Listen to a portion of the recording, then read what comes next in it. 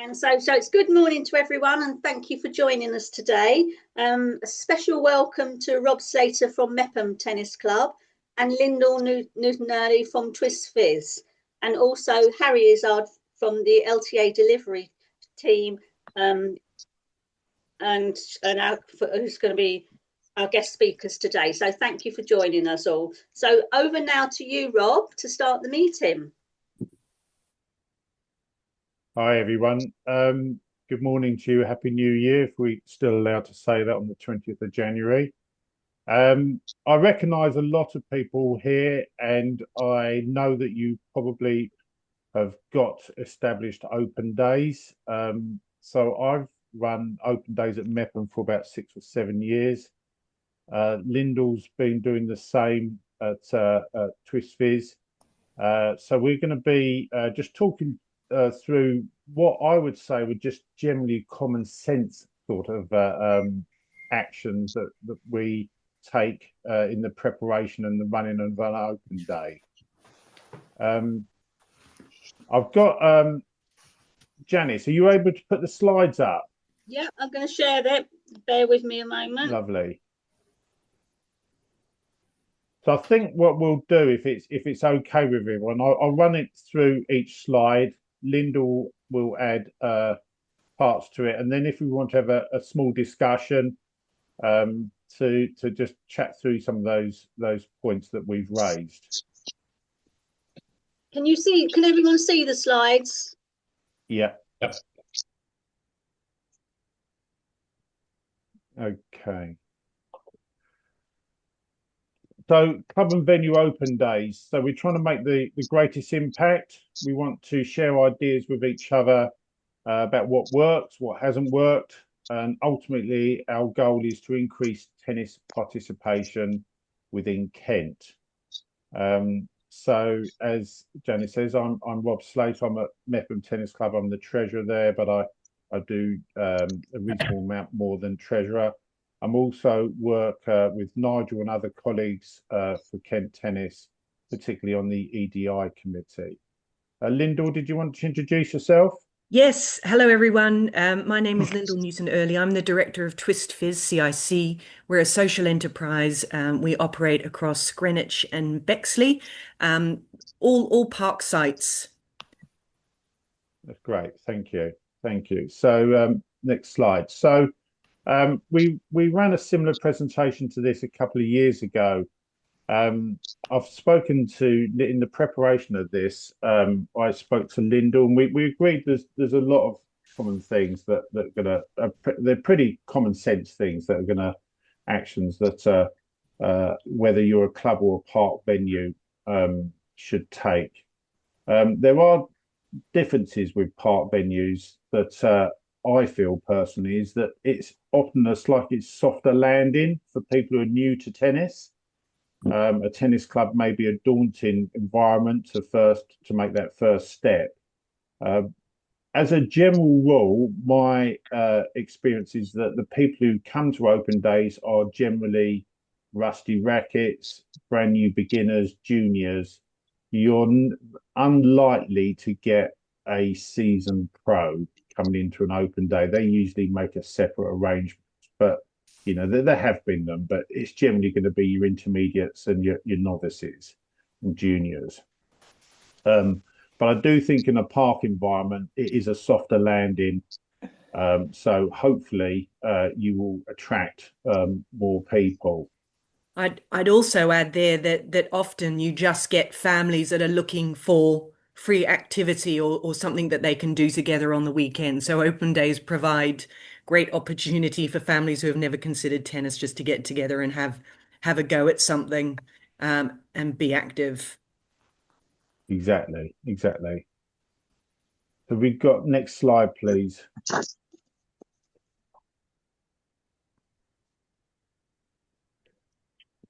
So with all things, particularly volunteer-led clubs, it's all about preparation, getting things sorted. So well in advance, get your date sorted. Do it your first committee meeting. We've already got our first one sorted at Mepham for the end of March. April tends to be a common membership date, so that's often the case. May has better weather. July, obviously, you've got your Wimbledon profile. At Mepham, we used to do Wimbledon middle weekend only, but now we add a second one in earlier in the year. But get that date in the diary well ahead. We tend to have a morning one, and 3 hours is probably we found long enough. It really gets going now, starts at 10.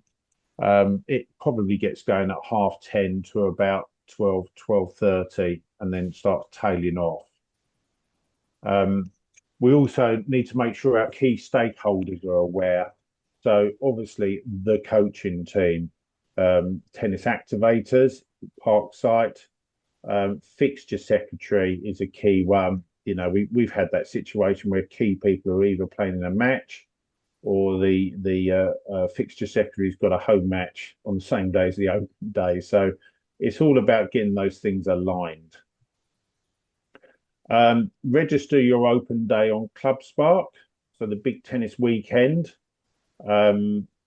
I hopefully Harry will be able to kind of just comment on how easy that is. I think that's through Club Spark, isn't it? Because I've not done it myself. Is that correct, Harry? Yeah, that's right. And I can always do a quick demonstration of how easy that is a little bit later. Yeah. So what I believe, and correct me if I'm wrong, is this will if someone's looking up tennis open days, this will actually flag up your location, you know, within the area, and it's on this certain date. We have now got sourced branded T-shirts for volunteers. What you really don't want on the day is people looking around for someone to talk to, and no one around or don't know who to talk to. So branded T-shirts or hoodies, etc., are quite a good idea, but you'll need to consider sourcing them. Think about who you are aiming at. Is this general marketing? Do you want to focus on groups, ages? You want to go into schools, etc. So that's something that we've just generally done general marketing, but now we're probably going to be a bit more focused on going into schools, and what groups you want to do, whether you want to think about an inclusive activities such as walking tennis. So do you want to target U3A groups, local U3A groups?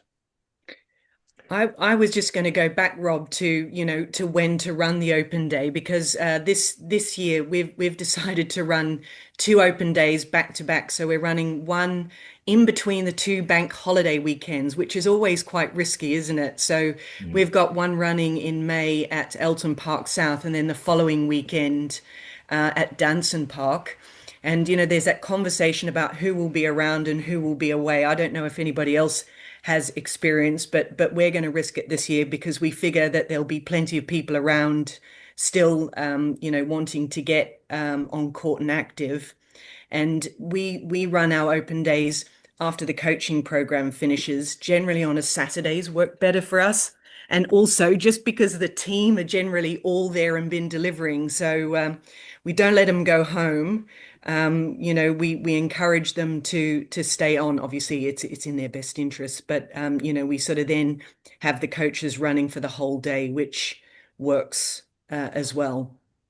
Yeah. So, does anyone like to open this up on this slide and comment or question?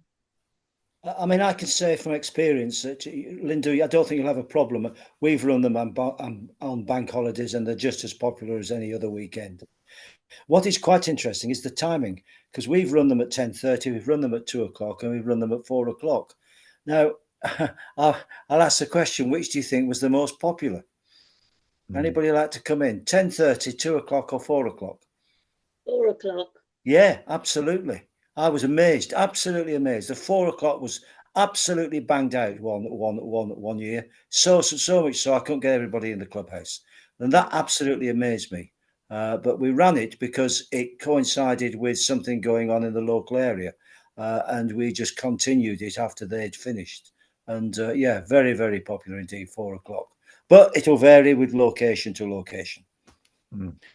I think it's a good idea, Lindo, to run it when your coaching session finishes. All your people are there. That's always important, to be able to get all your coaches there. That's a good criteria to think about. So it will vary from club to club. There's no one model will fit everybody. Absolutely. Okay.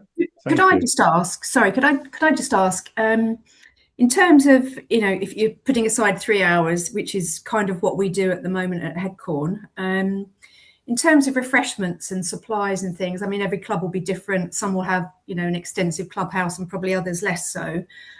What sort of things do people provide? Or, so Linda, what would you provide, say, at in the parks environment? Would it be different, or would you not? Good question. I think we get away with that, actually. There's no refreshments, and actually with the duration we kind of pack everyone in 2 hours, so we run multiple sessions all at the same time, so a whole family can get on court. So I would say that there's no time for refreshments. Okay. Yeah. But I mean, obviously, if you've got we don't have the facilities to offer for refreshments, so I think that's a great idea, even if it's just some water easily accessible for when participants are moving between sessions, or coffees for parents watching kids. Yeah, we've got a decent sized clubhouse, and we generally gather cakes amongst us, and drinks, teas, coffees and things, just to try and make it as welcoming as possible. So I just wondered what other people did, really. We put squash out for the children and water, but we also run a barbecue for people to purchase things from at cost, and that's very popular with the children, actually, especially hot dogs. Okay. Yeah, interestingly, yeah, we're all slightly different views on that, because I would say keep it simple, keep it, teas, coffees, biscuits. Don't create that. You want your volunteers out there talking to people. Interestingly, on the barbecue, I would say that's another hazard that you could easily trip up on. But if it's well managed, that's fine.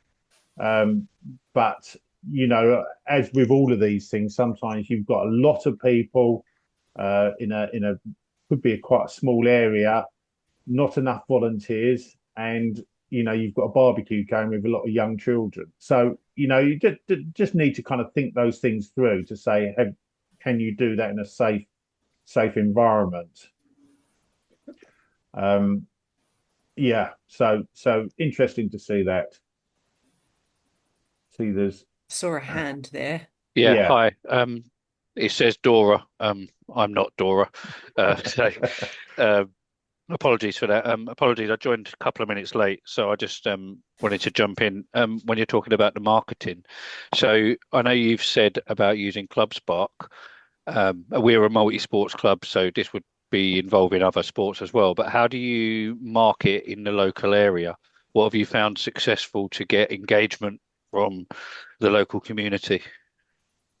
Do you want to go, Lyndall, to start with? Yeah, that's a great question. I think it's working with all the local stakeholders. So certainly, within the schools, getting the schools on board, potentially running some festivals in advance of open day. The local councils are also really good if you've got a relationship with them. They have large networks of people that would definitely be interested, and then also other departments within the local authority, public health and things like that, because they might have, depending on your audience, they might have contacts that they would think would like to be involved in a multi-sports open day. And then I know that we've had great success with I don't know whether you have, sort of a local magazine.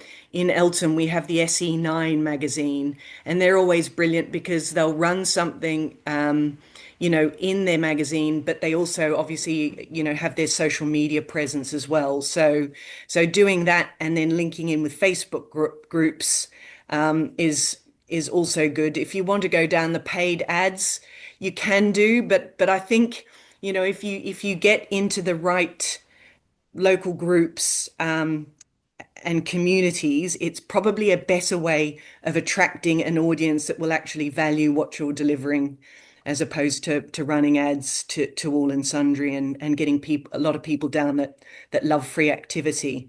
Because so I would say, with the local authority, lots of the community will really benefit from your open day. So link in with them. So the marketing doesn't have to be expensive. Perfect. Yeah. Thank you. It's a great answer. Yeah. Thanks very much. I agree. So an element of journey, to be honest, with Mepham, we put banners out. We've got generic banners if you're going to get them done. Always a bit sensitive about where you put them, road safety, etc. But we put some visual banners out. Keep them generic. Open day this Saturday, such and such. Mepham Tennis Club, your club, etc.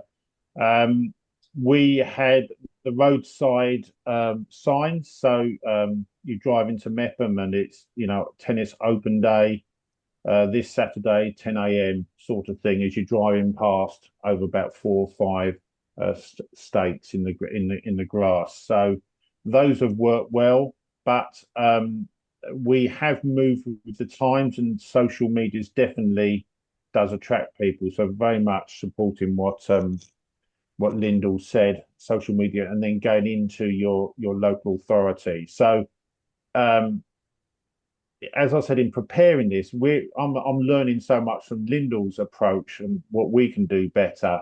So again, it's evolving for us. There was the last thing, Rob. Actually, sorry, you said it wasn't Dora. Who am I speaking with? Hi, my name's Steve. Hey, Steve. The other thing is, because I know Rob and I spoke about it, in preparation for this, and it's getting the mayor down. I don't know where you're based, but getting the mayor down is a really good thing, because they love a photo opportunity and they love being within the local community. And with the mayor brings all of the support and everything else. So that's something to boost your marketing campaign, as long as you do that well in advance, because they get pretty booked. Great idea. So moving on to this slide. So before the big day, ensure your key people are available. Membership secretary, junior secretary, tennis activators, your coach is already hopefully aware of it, and your volunteers. Agree from a club perspective, agree open day offers. So, classic one is 10% off if you sign up today. Last year, what we did was, Mepham was, rather than do that, we gave 2 free group coaching lessons free. And that kind of kept the money within the club environment. And hopefully with the person going into the free coaching, that would kind of support their first steps into the tennis and the club. So that's what we did last time. But again, open to clubs doing what they see fit. Be mindful of the July, if you are doing one in July, of your costs, because you might have 9 months left if you've got an April membership date, but actually in reality a lot of people are going to be playing for 3-4 months before you get into the autumn and winter months. Children go off to play other winter sports, so just be mindful of your offering in July. We put our unique selling points on a little leaflet.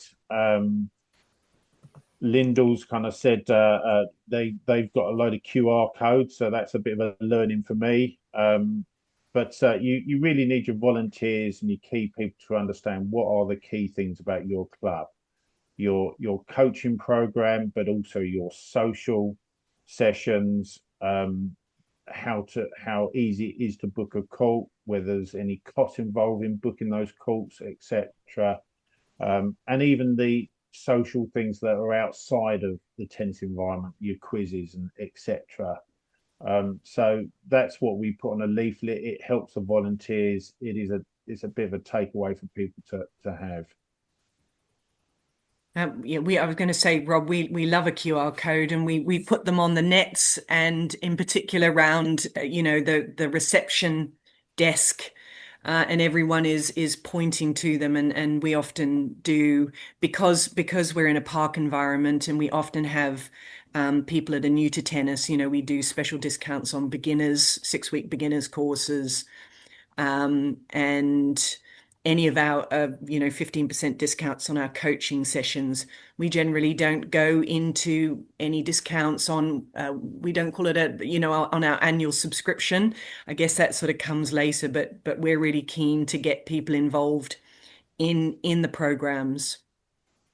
Right.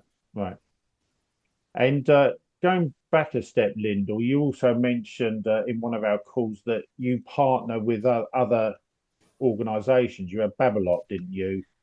Yeah, actually, we ran an open day at Elton Park South, which was very successful. I think it was last June, and we partnered with Babolat. Both Valentina, our head coach at Elton Park South, and myself are Babolat ambassadors, and they wanted to run open days with some of their clubs. So we thought that we would combine an open day with Babolat, because so Babolat came and brought their whole range of rackets down, and as well as children's rackets, and everybody had the opportunity to just grab a Babolat bat. Many of them didn't even know what Babolat was, but they looked very shiny and new. But again, for promotion and marketing, it was also really good, as well as after the event, because Babolat posted on social media, as did we. So it was a great partnership, and it added real value to both new participants, but we also then invited existing players right at the end of the open day to properly try the Babolat rackets. Yeah. So Babolat's great to do that, but a local sports shop, etc. Thinking about that sort of thing, that sort of organisation, or a local business that might be interested to support the day. Plan your on-court activities. So are you doing a session for certain age group children? Are you doing a walk-in tennis? Are you doing other sort of activities for intermediates versus rusty rackets, etc.? And put some timings on those. And I believe those will be on the event on Big Tennis Weekend, so people can book into those. Word of warning is that people turn up when they turn up. So some of them, people are saying, well, I've seen all the signs, I've seen everything, but I never booked on. So they're coming at 10:15 for a session that started at 10, sort of thing. So you just be aware that you need to be a little bit flexible on these. Lyndall, anything on that from yourself? No, I mean, it would be really good to talk about the on-court activities. How long do you deliver them for? What do you deliver at the same time? Because it would be good to sort of share best practice, because I know that I sort of think about this long and hard every time. Do you do activities for 45 minutes? Do you do it for an hour? I guess it really depends on how busy you think you are, and how many people you're going to get that are just going to rock up as such. And definitely they always do. I know that we've always dealt with those people that just sort of rock up. We always have a family participate. We have some volunteers that run sort of a family session as such, so that Anybody of any age, parents and children can just pick up a racket and start having a go with very similar to what you would see in a Barclays Free Parks tennis kind of session, just a facilitation, and then obviously trying to get them the parents into a cardio tennis or beginners tennis while the kids are involved in some sort of mini tennis group. But it's there's definitely no right way, and I guess the coaches will hopefully have the best idea, but obviously you want maximum people on court at the same time. Exactly. And obviously court capacity. If you're a 2 or 3 club court, then you're going to have different dynamics to a Tunbridge Wells, for example. So yeah, we have 5 courts, a bank of 3, a bank of 2. We tend to put the adults on the bank of 2 and the children on the bank of 3. What we found often is that parents are coming up with their children to play, and they won't necessarily think of themselves, but you whet their appetite and you drag them on, put a racket in their hand, drag them on, and suddenly you've got either a family play going on, or the children are in one group and mum and dad are in on another court playing. So yeah, be mindful of that, is that parents might not be initially keen themselves, but they soon get on court and enjoying it.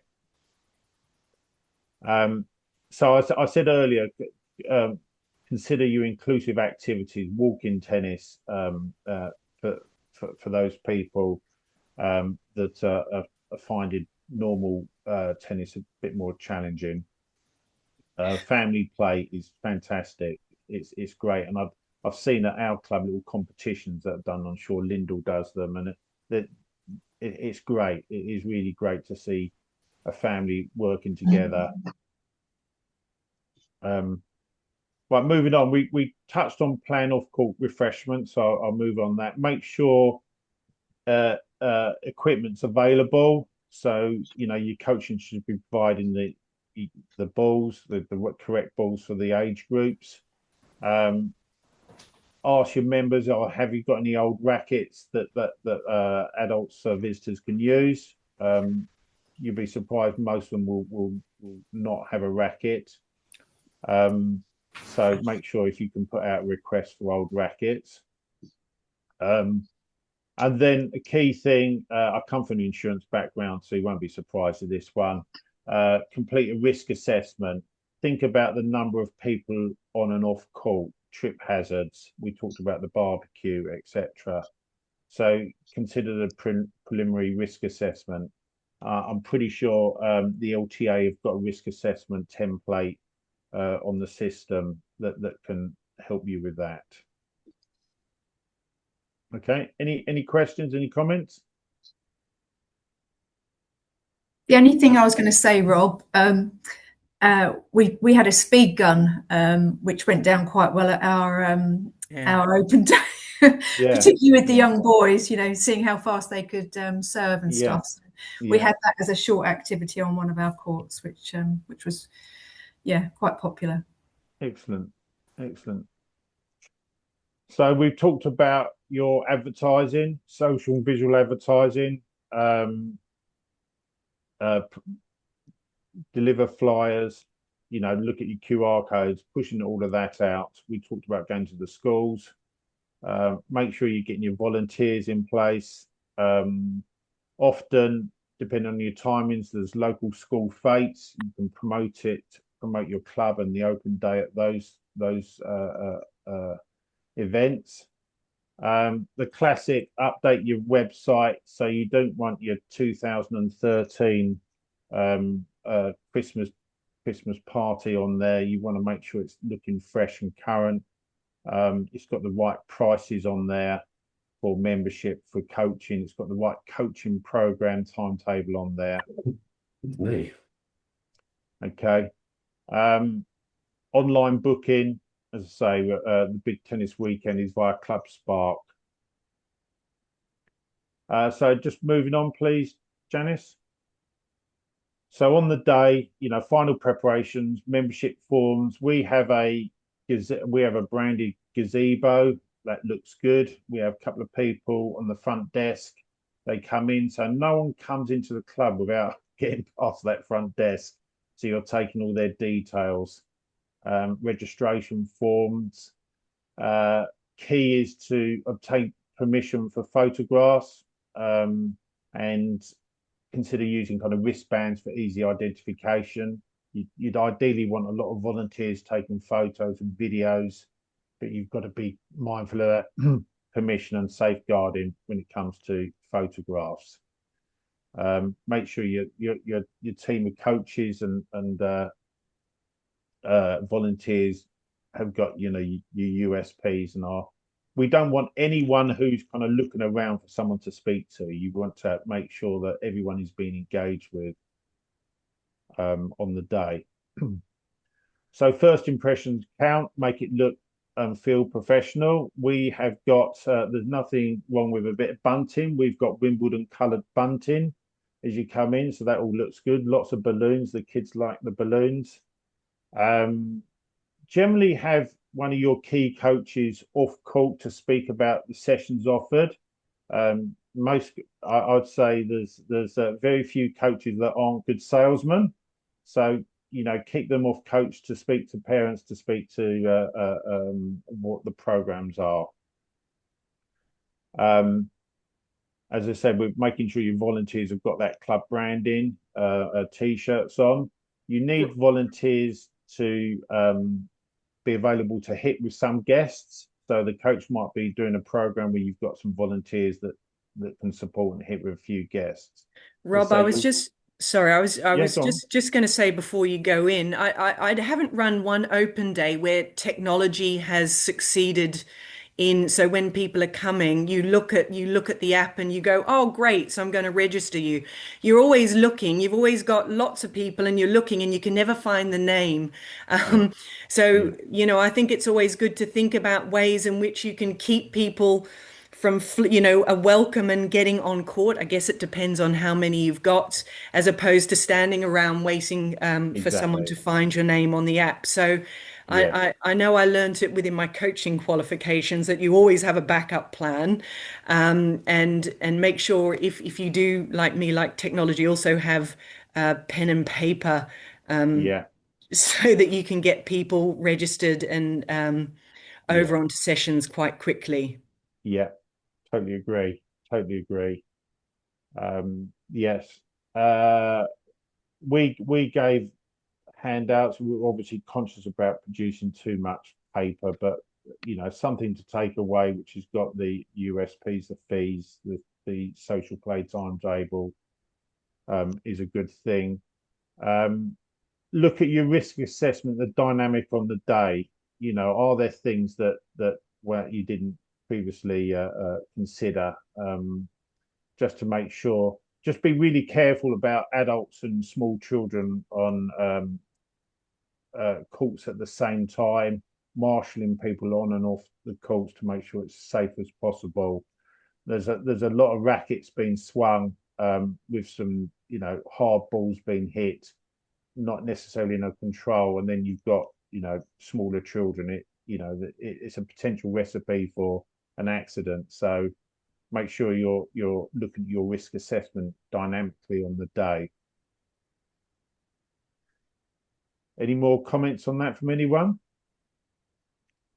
I was just going to add that when we've linked our school activity programs to our open day, that's when we've been most successful in driving actually interested kids into the club and the program. So if we've got school taster sessions, or we're doing LTA youth schools, those sorts of things, if we look at the diary and try and deliver as many LTA youth schools in the week before the open day, we can then provide the kids with like a party invitation to the open day. And in that week, we've potentially seen hundreds of kids that are talking to their parents about coming to the open day. So all of the coaches across Kent are probably doing a fantastic job in schools and stuff. But for me, it's about linking those activities for maximum impact. Yeah. Yeah. Gavin, can I ask you a question? Have you ever run what they call the schools visit and linking it to an open day for the schools? So you go into various schools and then you have a set weekend where those schools are then invited to a club or a number of clubs. And then you provide a program for them on that day. I've seen them across the country and they seem to be very, very successful.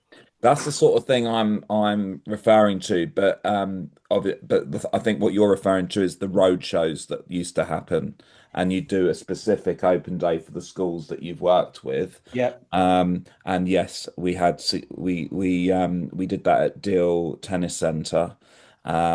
Huge success, and then the next week we went into lockdown, so the long-term impact of that was muted, but it was.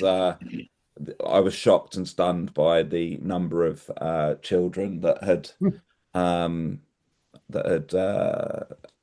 to that and joined up afterwards as well.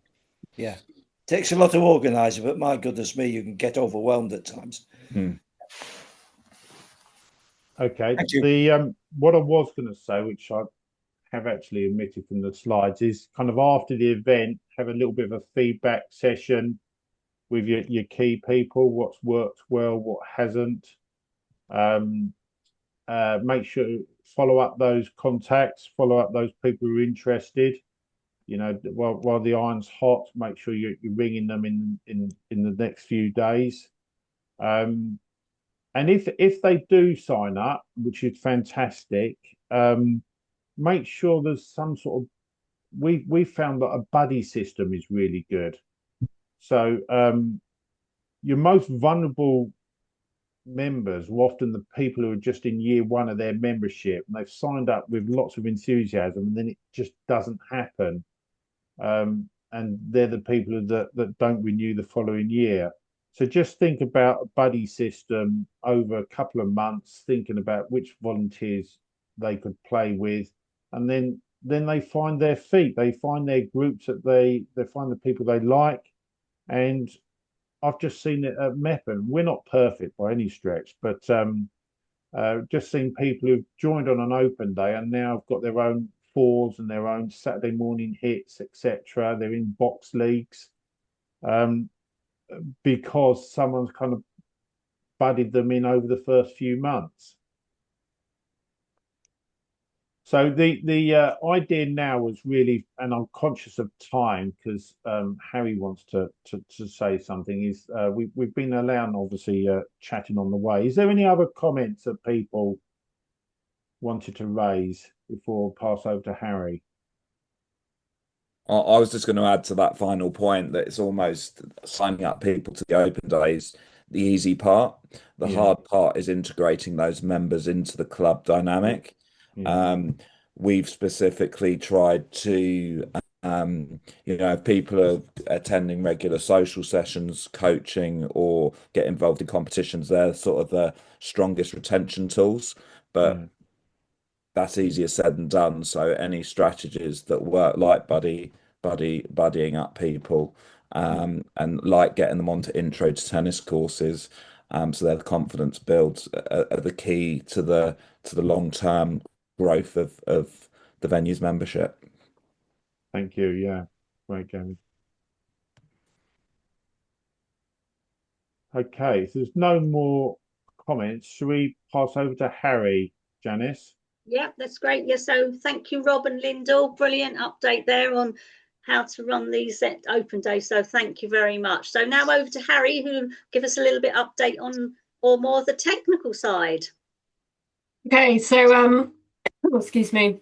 Firstly, it's brilliant to actually hear kind of like the reality of it, because I can come in and talk about how to run an open day, what resources we've got, etc. But unless you can kind of bring it to life and see the reality of what it's like in a park, club, venue, it kind of doesn't mean anything to people. So Rob, Lyndall, fantastic, and I think it's really great to hear it from the horse's mouth as such. I guess my few key takeaways from kind of like listening to you as well, and just because I'd made a few notes prior to coming, and this is almost like reiterating a few of your key points, but data collection is absolutely key, as I say, whether it's via app or on paper. Sorry, I've got whether it's via the app or on paper, it's however you're going to do it, it's really important to kind of get that information. Having that information point, that kind of place where people go, that registration, that focal place when they arrive, so you can welcome them, so they don't feel a bit sort of like their imposter syndrome is really important. And ultimately, what you're trying to achieve from a Barclays Big Tennis Weekend is raising awareness, attracting new members, attract new participants in whatever shape or form that might be, whether it's coaching program, etc. And ensuring you have that kind of like offer available to people to kind of like pull them in. Now, whether that be that short-term membership option, discounts, etc., coaching program, or even the one thing that wasn't sort of mentioned, but is becoming more and more prevalent, is a pay and play kind of option. So if you are opening your courts up at certain times of the day, which might well be that sort of Sunday afternoon lull, or wherever that might be, that you've got a pay and play element within your club, that could be a really great way of bringing someone in without kind of a full commitment straight away. And also, if you ever consider LTA sort of quick loans or anything like that, you're ticking those boxes around kind of making sure that you're inclusive, open to all, etc. So you're doing the right sort of things in terms of that full sort of strategy as well to keep the club sustainable. So in terms of my bit that Janice kind of asked me to come in on, resource wise, we have, from an LTA perspective, quite a lot of resource that is available to you on the website. So I thought it might be useful just for me to show you where it is on the website, and then Janice, you could always put the link directly to this page in your follow-up if you are going to do a follow-up, or I can put it in the chat. Have I got access to share, Janice? Is the question. Just going to do that now, Harry. Yeah. Make co-host.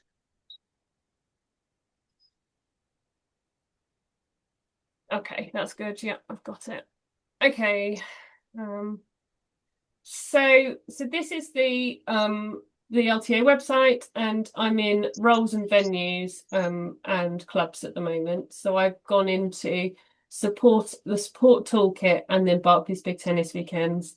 In here, you've got a lot of information about the Barclays Big Tennis Weekends, but the biggest thing in terms of showing you here is that you've got, which I think Rob sort of alluded to earlier, is you have this action planner that you can download, and you also have an organizer guide as well, how to run your Barclays Big Tennis Weekend. So there's quite a lot of information here that will help you in terms of sort of pointing you in the right direction. As Carrie, well. I'll just interrupt there, Carrie, just so that everyone's not panicking here. I will be sending a follow-up email later this afternoon with all these links on and information, so don't need to worry. So those will all be on there. You've also got, in terms of the promotion stuff, which we kind of talked about, this sort of material here, press releases. I know Lyndall mentioned about the mayor, but utilising the press and any local authority links you might have, you can certainly utilise these here. And also there are some other good case studies, which I said earlier. It's really, by bringing it to life, it makes it far more relevant to kind of your audience. So bear in mind that there is quite a lot of information on here. The other thing I wanted to sort of make sure you guys were aware of was my tennis toolkit. And my tennis toolkit is a really good place for you to go to help you with anything that you need. Don't be made by this. You just click the login button. I don't know why it's got that there, but you then pulls up all of these different collateral that you can utilize within your club. And if you go to Barclays Big Tennis Weekend, you can see in here there's lots and lots of like designs that you can edit and go in and add your own sort of things to. if you haven't got your own kind of club flyers and things like that.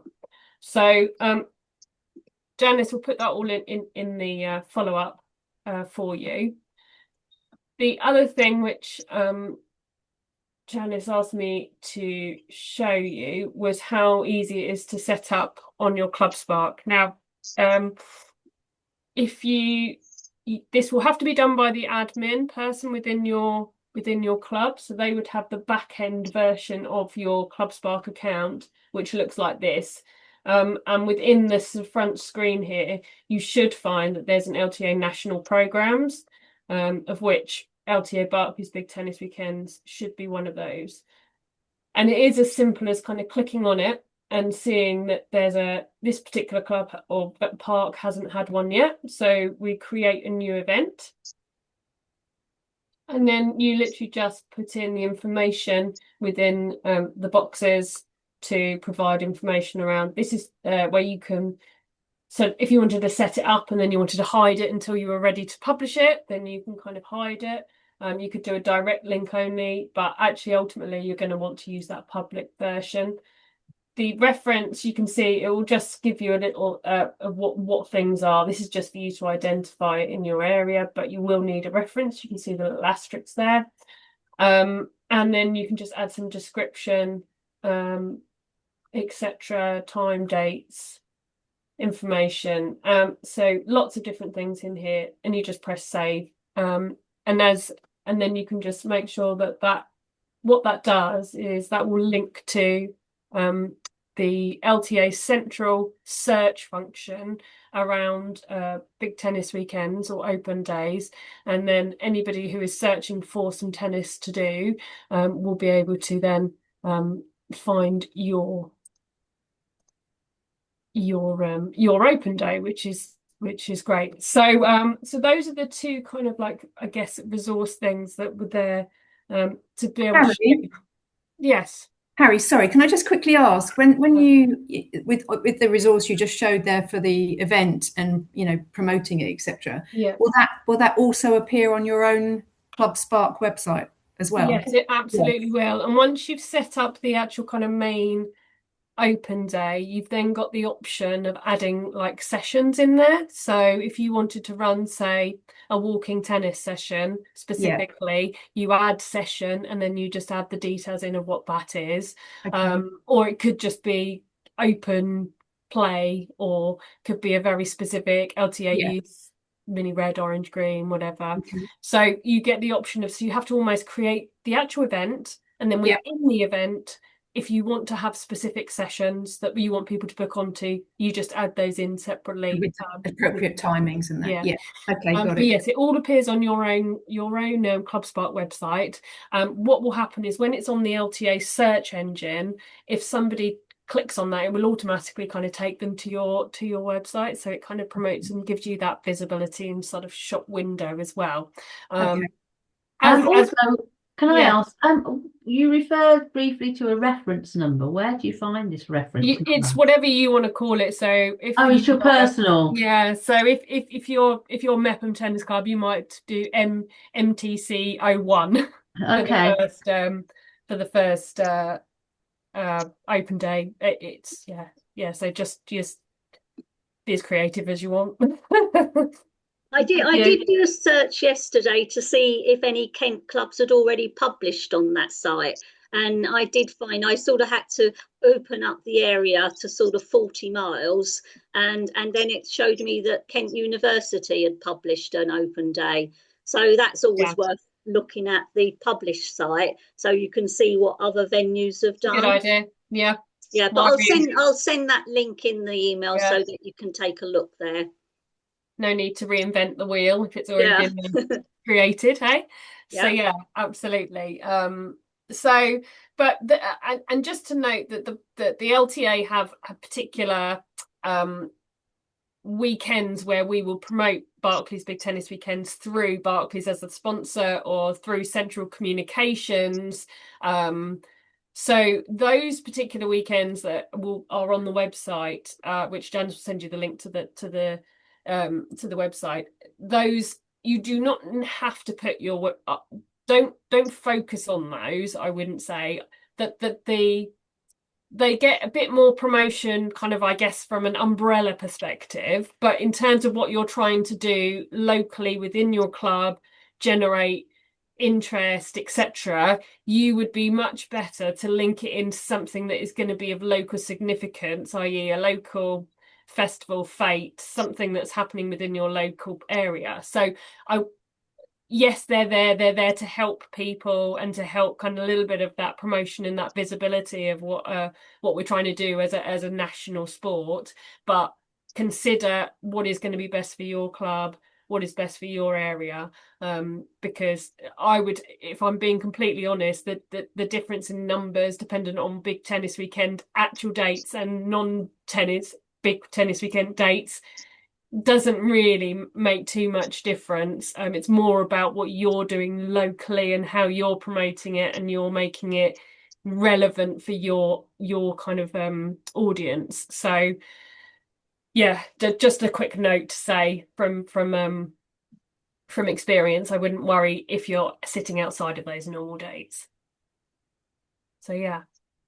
Is that okay, Janice? Is there anything else you want to cover? That's absolutely brilliant. Yeah, it's helped me to learn how to help my club. So brilliant. Thank you. Thank you for joining us. Lyndall's had to go, so thanks, Lyndall. I think she's already popped off. So another game. So thanks, Harry. That's been brilliant. And thank you, Lyndall and Rob, for sharing all your expertise with everybody. That's been brilliant. Thank you. So anyone got any good news stories outside of open days they'd like to talk about or tell me about? Hi, Janice. Sean here from Headcorn. Some good news. Thanks to Kent, the Kent Tennis Loan Scheme and a grant from Sport England, Headcorn now has brand new LED floodlights. So anybody that's had the misfortune of trying to play in the dark at Headcorn in the past and wondering where the ball is, you don't need to bring your head torches anymore. You can actually see on our courts. So thank you very much. Brilliant. That's great to hear that. So yeah, we always like to hear all these new facilities and updates. So it's brilliant sharing it with other people. And thank you. So also just from me, just to remind you that if there's coaches on here or you've got coaches at your club, could you please remind them we've got a Kent Tennis WhatsApp group, which we'd love them to join. I'll send the link also in the follow-up email, and also maybe share our newsletter with your members. If you're happy to share the newsletter, then do. We'd love to have more people viewing our newsletter, and keep those stories coming in. Make sure you share and watch our social media, follow our social media, and that would be brilliant. So Nigel's got his hand up. Over to you, Nigel. Hi there. Oh, my screen has just suddenly gone blank. Can you still see me? Yep, we can see you.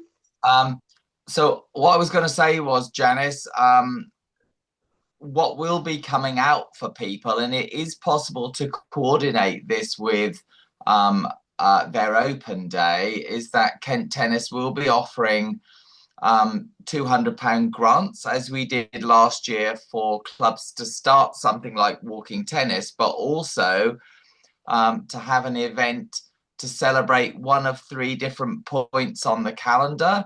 So one is International Women's Day, which we did last year, and lots of clubs took up the opportunity and used it as a chance to invite new people from the community, women, on a women-only session, to get them in, get them picking up a racket and playing. And then lots of people have found they've stayed as members.